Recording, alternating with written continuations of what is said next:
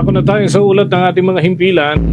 Ilang aktibidad ang pinangunahan ni Pangulong Ferdinand Bongbong Marcos Jr. dyan sa Soc-Sargent Region. Kabilang na ho yung rice distribution at pag-turnover ng nasa 33.6 million pesos na socio-civic projects at maraming iba pa. May balita ang Bombo Radio Jensen. Sa pangunguna ni Pangulong Ferdinand R. Marcos Jr. na ipamahagi sa mga benepisyaryo mula sa General Santos City at Sarangani Province ang iba't ibang tulong mula sa pamahalaan ngayong araw, Mayo 1, kasabay ng pagdiriwang ng Labor Day.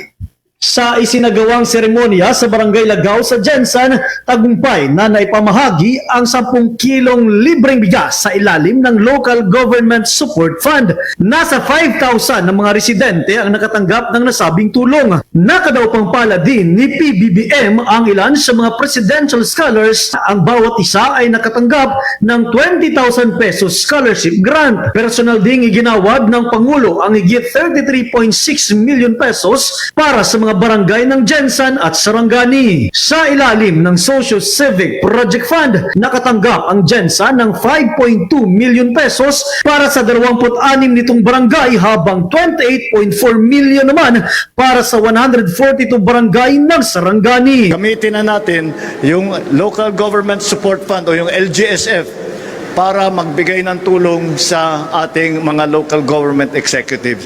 Kasama lang doon sa aming pagbigay ng pondo na yon ay yung pagbigay ng bigas sa mga nangangailangan. Itong tigtiting 10 kilo na bigas ay binibigay namin sa mga identified na beneficiary. Una rito, dumalo ang Pangulo sa ika-124 Labor Day Job Fair sa Jensen. Binigyang pugay nito ang mga manggagawang Pilipino dahil sa kanilang di matatawarang ambag sa bansa.